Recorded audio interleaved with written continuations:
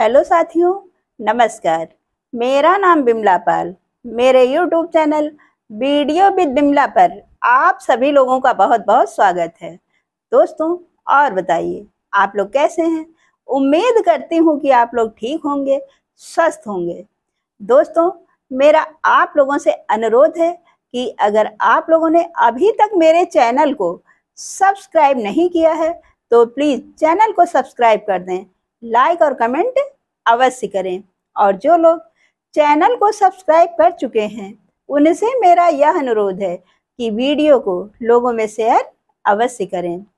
दोस्तों, आज हम फिर आए हुए हैं अपने चैनल पर एक नई कहानी के साथ में।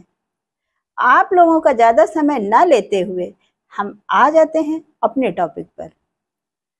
एक बार की बात है, किसी राज्य में एक राजा रहा करते थे। उन राजा के 2 पुत्र थे। एक बार की बात है, उन राजा के दोनों पुत्रों ने अपने सैनिकों के साथ जंगल की तरफ निकल पड़े सैर पे।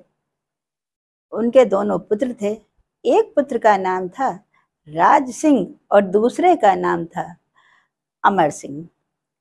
दोनों पुत्र जब जंगल के रास्ते पर जा रहे थे तो चलते चलते कुछ दूरी पर एक नदी दिखाई दी।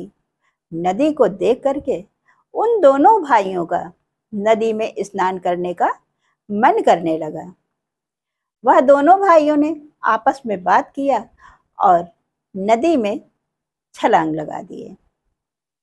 वह दोनों जब नदी में स्नान करने के लिए उतरे तो उनकी अपेक्षा के हिसाब से नदी बहुत गहरी थी और उसका वेग भी कुछ ज्यादा ही था। बड़ा भाई नदी में नहा रहा था कि वह नहाते नहाते आगे पहुंच गया। कुछ दूरी पर पहुंचने पर नदी का वेग और तेज हो गया, जिसके कारण वह तैरने की कोशिश के बावजूद आगे बढ़ता गया।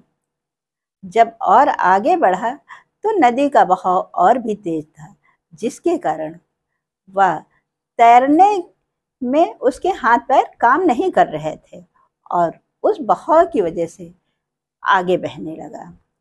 बड़े भाई को बहता हुआ देख करके छोटा भाई जल्दी से नदी के बाहर निकला और पास से ही एक लकड़ी का लठ उठाता और उठा करके बड़े भाई की तरफ फेंक देता।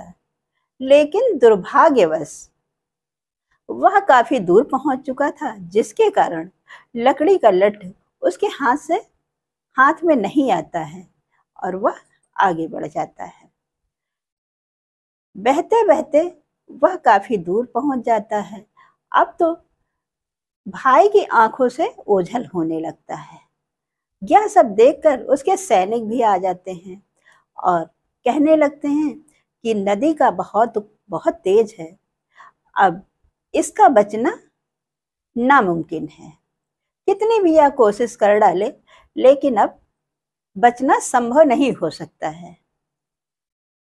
यही सब आपस में बातें करके सोच रहे थे और दुखी मुद्रा में वहां पर बैठे थे। अब तो बड़ा भाई सभी की आंखों से इतनी दूर पहुंच चुका था कि कहीं दिखाई ही नहीं दे रहा था। वह सब अभी बैठ करके उसका शोक मना ही रहे थे कि थोड़ी दूरी पर एक सन्यासी आते हुए दिखाई दिए और सन्यासी के साथ में एक नौजवान लड़का भी था। जब वह पास में आया तो पता चला कोई और ही नहीं, राजा का वह बड़ा बेटा था जो कि नदी के बहाव में बह गया था। जैसे ही वह पास आया तब सब लोग सैनिक पूछने लगे कि यह बताओ, तुम नदी से इतने ज्यादा बहाव से बचे कैसे? यह सुन करके वह सन्यासी कहने लगा, इस बात का जवाब ये नहीं मैं दूंगा। यह सुनकर सब सन्न रह गए और तब वह सन्यासी बताने लगा कि मैं बताता हूँ यह कैसे बहे। यह जब नदी के बहाव में बहुत दूर बह रहे थे, तब इनको यह कोई कहने वाला नहीं था कि अब तुम नहीं बच सकते हो, कितनी भी कोशिश कर डालो इस नदी से निकलना संभव नहीं है, क्योंकि वहां पर सिर्फ यह लकड़ी का लठ था और ये थे, जिसके कारण इनके बचने के हौसले बराबर उसी तरह बने रहे। इसी वजह से यह बच करके आ गए। अगर वहां पर कोई और भी होता तो वह यही बोलता कि अब बचना संभव नहीं, अब किसी भी कीमत पर तुम नहीं बच सकते हो।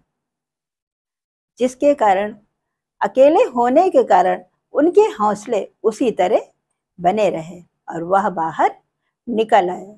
दोस्तों, इसी तरह से हमारे जीवन में होता है, क्योंकि इस कहानी से हमें सीख ही यह मिलती है कि हम जब भी कोई कार्य करते हैं या कोई कार्य कर रहे होते हैं तो लोगों की प्रतिक्रिया यह होती है कि नहीं, तुम ऐसा नहीं कर पाओगे, तुम किसी भी कीमत पे कितनी भी कोशिश कर लो, लेकिन यह कार्य करना तुम्हारे लिए संभव नहीं है, जिसकी वजह से हमारे हौसले कम हो जाते हैं और जहां हम उस कार्य को करने की पूरी उम्मीद लगाए होते हैं तो मेरे हौसले टूट जाते हैं। हम चाहते हुए भी अपने उस कार्य में कामयाब नहीं हो पाते हैं, जिसके कारण हमारा कार्य अधूरा ही रह जाता है। दोस्तों, यह रही एक छोटी सी कहानी।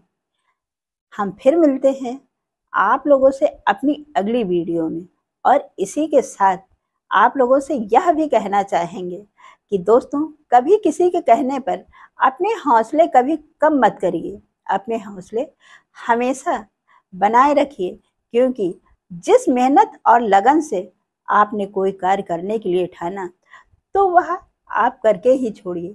किसी के कहने से अपने हौसले कभी नहीं कम करिए, क्योंकि किसी कार्य को करने से रोकने के लिए तो बहुत मिल जाएंगे, लेकिन हौसला बढ़ाने वाले बहुत कम।